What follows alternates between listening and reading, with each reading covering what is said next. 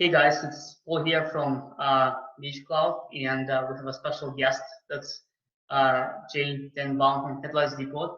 We worked with him for like 2 years, and I'm really happy to have him for this conversation since I'm seeing like the very positive results in his business for the recent 2 years, and I'm sure there's a lot of work done by Headlights Depot itself, to get this success. So I want to kind of have this discussion and have the secret sauce of the Headlights Depot with you, Jay, to share with all of our audience. So, like, if you don't mind, just give a little bit of background of yourself, the history of the company and stuff like that, so everyone where you're coming from.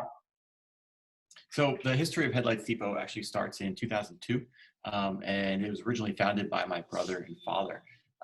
And basically, they bootstrapped the company with money borrowed from credit cards. Started going to auctions, buying cars, taking cars apart, and selling the parts. It was a very labor-intensive business, a lot of hard work. And then I joined the business in 2008. So I don't have all those fun, struggle moments to share. When I joined the business, they already had headlightsdepot.com going. They were already dabbling in the new aftermarket parts that was becoming much more successful, but still selling used parts from vehicles that they were purchasing at auctions. Somewhere along the line, we sat down, made some strategic planning and decided that the future was these new aftermarket parts that we can repeat. So we were having success on eBay. Website was just okay. And I think that's where most of us started. eBay was like the e-commerce winner back then. And the parts we were buying cars and taking them apart, you couldn't repeat that part. You had to go buy another car to get that part again.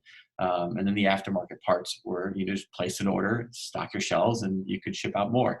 So we started learning that was the future of our business, that we were no longer we were moving from this crash parts business that was fulfilling the demand of local shops to this e-commerce company that was starting to have some success on eBay. So around 2009, we kind of made that decision. We got a larger warehouse and we threw away all of the used parts. So we had this warehouse full of engines and transmissions and wire harnesses and mirrors and windows, and there was great margins and dollars in those parts. But we made that big decision to transition to become a e-commerce company, just focus on new aftermarket parts that we purchase and sell via e-commerce. That was thriving for us. It only took so much time before we learned how to really succeed with e-commerce, which we found out that wasn't really a selling game. I mean, eBay did that for us. They were the selling side. We found out it's a buying game. So if you want to be successful with e-commerce, you quickly figure out that it's about buying quality products at a very good price so that you can meet that e-commerce market price. So we started importing products directly from Taiwan and China, and the business started evolving quite quickly. I mean, so we went from taking cars apart to sourcing car parts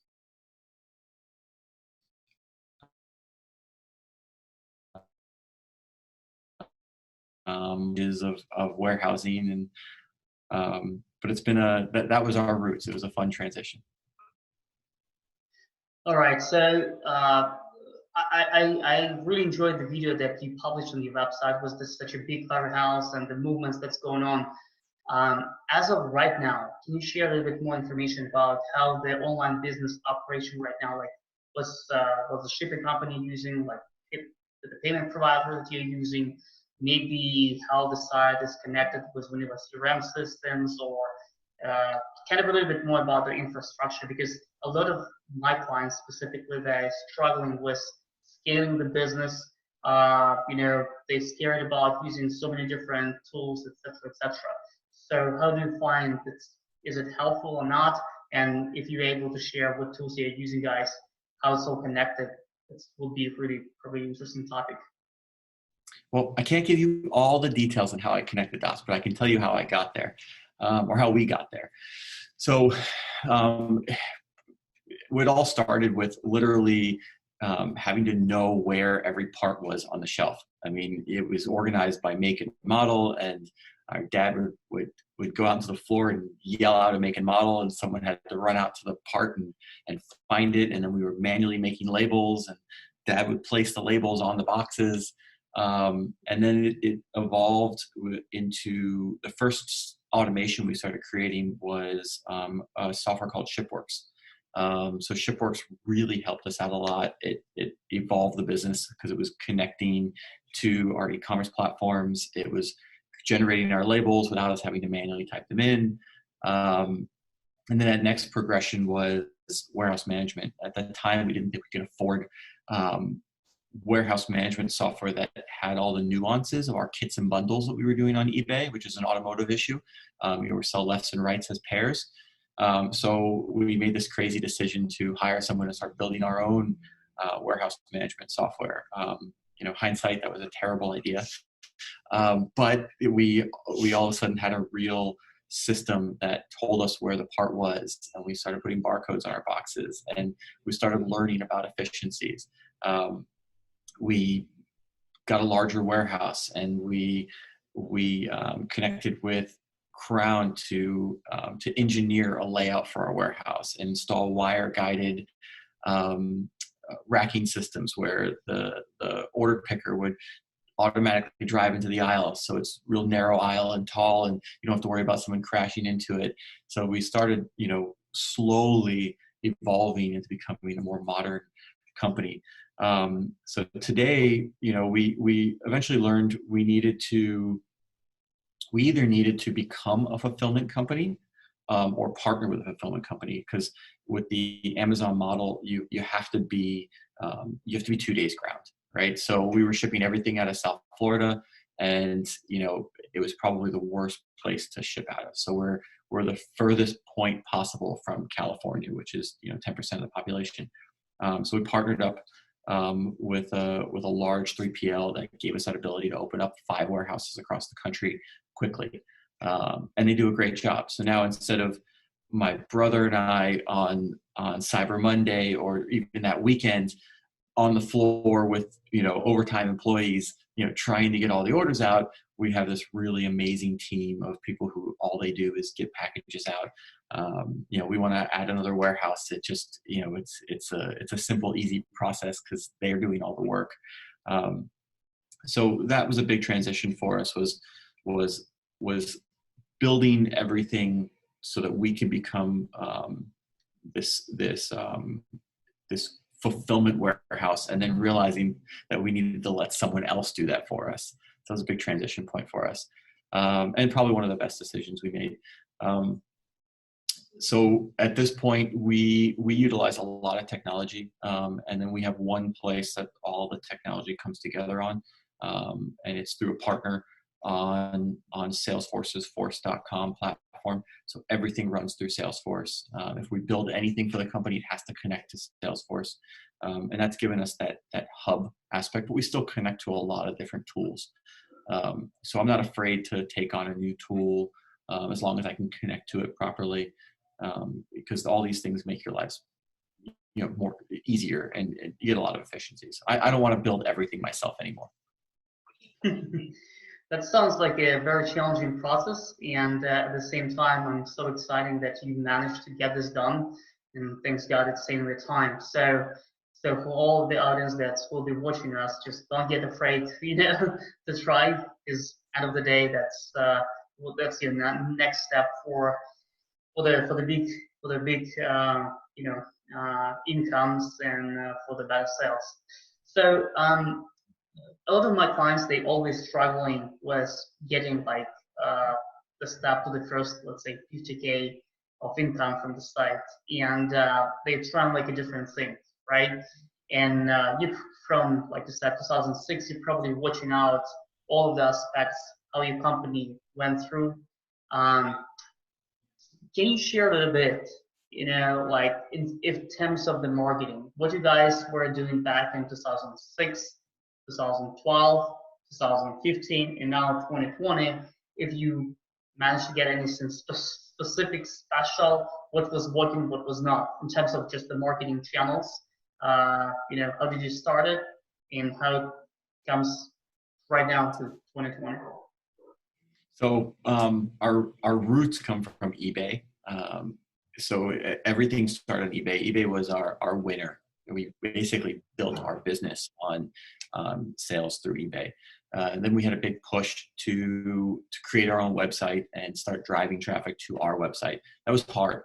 We went through lots of different partners in that process. We had good ones, we had bad ones, we had terrible ones. We went through lots of different companies that promised us, SEO glory. None of them were SEO glory, and it was all, mostly smoke and mirrors at the end of the day. It's really hard to be really good at SEO for a nationwide company, as opposed to like a local company that's trying to drive traffic locally. So the transition was eBay was number one. And we were building our own website. We tried Amazon. Amazon was a total failure in the beginning. 1 or 2 sales a week. They didn't really have an automotive push originally. So we saw the excitement about Amazon, but it wasn't right for our market yet. We were still struggling with the website. This is probably 2010 through 12 to make it successful. It was there. We knew that it was the future of our catalog. We needed our catalog to be the website where we didn't go into our system and then check the website. We wanted to go into the website and it be the master of our catalogs. We wanted to be able to trust it. If we couldn't go to the website first, how could we expect our customers to go to the website first? So that was always our challenge. And then through the years, Amazon started picking up. We tried Amazon again, and it was successful. We started seeing sales roll in from Amazon, and all of a sudden we saw this transition where Amazon was becoming our number one source of revenue, not eBay. And then we started learning how to be a little more successful with our website when we actually gave up on SEO and just embraced SEM and started paying Google.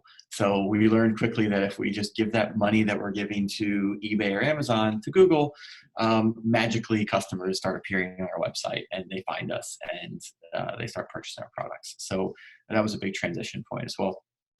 Now, today, what's interesting is Amazon's our number one. Our website's our number 2, and eBay is actually our number 3. It's where the least amount of our sales come from as far as our top marketplaces. So we find it hard to grip with that our marketplace that founded the company is now like this melting ice cube. But we still work really hard with eBay, and we give eBay just as much love as we give Amazon and our website. But Amazon and our website are number one. Amazon's where 50% of all consumers start their search, so you can't ignore them. And other than that, we want people to shop on our site. Can I ask very specific questions? Like any activity beside from those? Have you even tried like tools like share sale, like any sort of affiliate system, commission junctions, anything like that? We tried Commission Junction twice and it was not successful for us. I would try it again. We're always open to, even though something failed, as long as it's been enough time since the last time we tried it, we'll try it again. Amazon's a great success story for us on that. We tried Amazon, we failed at it. We came back to it, and now it's our number one marketplace. Amazon's kind of special, but we're looking at we're considering Rakuten marketing right now, which is Commission Junction. It's the old link share, so that's probably something we're gonna launch again for 2020 and give it another shot. But yeah, we're always open to trying new partners as long as there's this easy to view success. We're on board. and we'll try it out. Absolutely. What's your experience with all those social networks right now? Facebook, Instagram, etc., etc. We haven't figured it out yet. I want it. It's like this magical thing that I see other people being successful at. I have excuses or reasons why I think we haven't been successful yet. But it's one of those things we as a company just hasn't nailed yet. We know how to give them money. We know how to spend money there. We haven't figured out yet how to make it profitable. So I can send a bunch of money to these social media platforms and they'll send me traffic and sales, but it's just not profitable yet for us. Mm-hmm, mm-hmm. What about starting your own affiliate system on your website? Do you have any plans for that? I'm open to it. So I think the way I would do that would be through like the Rakuten Marketing's link share. Mm-hmm. And I think that the push for that will be the attraction to that for me right now is Rakuten Rewards, which is the old Ebates, is doing a ton of advertising, and I want to be a part of that. And the only way for me to become a part of that is to do it through an affiliate program. Mm-hmm. So it just makes sense. If I'm doing it for Rakuten Rewards, I might as well do it through Rakuten Marketing. So that's definitely something we're going to try for 2020. Anything specific for like newsletters? Any email campaigns that you're running beside the diamond card and yeah? Yeah. So as of a couple of years ago, we finally started figuring out the email marketing aspect of this. We always had email blasts that happened without a real schedule or a real plan. Now we're a little more structured with it. We have a real email marketing platform, a lot of automation, a lot of flows, and we're getting a lot better at building our email marketing list and understanding how to recognize our highly engaged customers and not send emails to the people who are not so highly engaged. So we've learned a lot in the last few years about email marketing. It's definitely a part of our marketing strategy. Like for me, business is always about like failure at some point and success, and some others. And the way how you are trying different things, that's really inspiring me. If you take a look kind of back, to your opinion, what was kind of the worst mistake that you spent like the budget or efforts that did not really paid off, and what was like kind of lucky things that you tried over, it went ahead, and you feel like that was really, really good stuff, to do that? Well, we've had a lot of failures. I mean, we try new things all the time. We have a kind of a motto that if you're not failing at things all the time, you're not trying new things all the time. So I'm okay with the failure aspect. I guess if I were to pick one, talking to you, would be we try to get away from our niche, right? So Headlights is our niche. HeadlightsDepot is our brand. And we had this epiphany that we could sell everything. Like, we need to sell everything under the sun. So we took on this project for Yuzuka. And we had this idea that we would create an Amazon. And I think the failure we had there was one, today we recognize that I believe in a company of our size, we're not a huge company, we have to have a niche. Because if you want to sell everything, you're going against Amazon. And I don't want to take on that battle just between us. That's not something I'm up for. I'm comfortable with having a niche and being really good at what we do. And then I have something Amazon doesn't have, right? They can't be the experts in one thing. They're just kind of, everything, A to Z. So one of the biggest mistakes we made was spending a ton of money building this brand that would sell everything, and not giving up on it. I mean, we just kept spending money on it. We gave it way too much love. We probably should have recognized that sooner and let go of that sooner. But now today we understand who we are. We understand who we want to be. And we are really comfortable and embracing this idea of having a niche and not trying to compete with Amazon as a small business. As far as my probably one of the luckiest things, if I look back at two of them, so just luck that we have no control over. We built a lot of our business during the economic downturn in 2008, when the economy took a big hit. New car sales took a dive and car parts went up. So just being lucky, being in the right place at the right time, we were able to create a lot of success from that bad time in our environment. So other things were hard. The economy was taking a hit, but the business was able to stay strong and grow with the money that we were making from that. Another thing was we mentioned the Google AdWords. That was finally willing to. It was a long time ago now, but finally willing to give Google a piece and pay per click. Changed our business.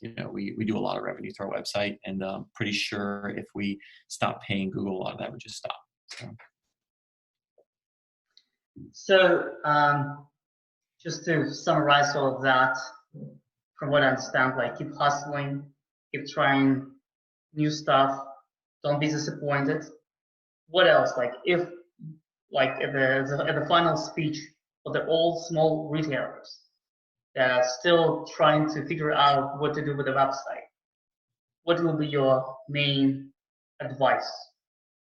2-3 minutes. My main advice, it's a position I come from with passion today, is embrace your niche, right? Embrace your brand. I don't feel right now that I have to sell everything.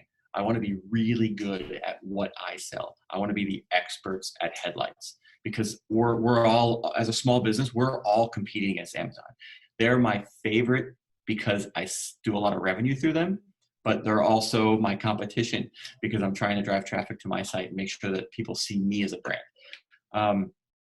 Understand your niche and do a really good job at being yourself and not trying to be Amazon.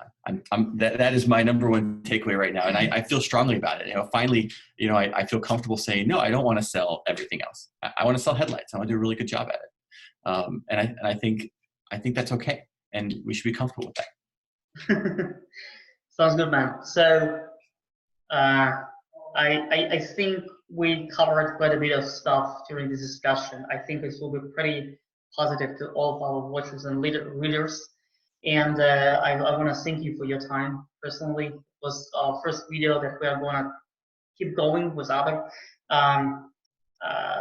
customers who will be sharing their own stories. So feel free to subscribe to the newsletter, guys. Feel free to send any questions to the Jay from his website, HeadlightsDepot.com. Give some love. If you need any headlights, now you know the company that you can buy. And I think overall that our discussion brings me to the point when I'm so confident that we'll be keep going with those videos, with those small key studies. We hope we will drive more passion to the rest of the world. Thank you, Paul. We appreciate you. Thank you. Have a good day. You too. Bye.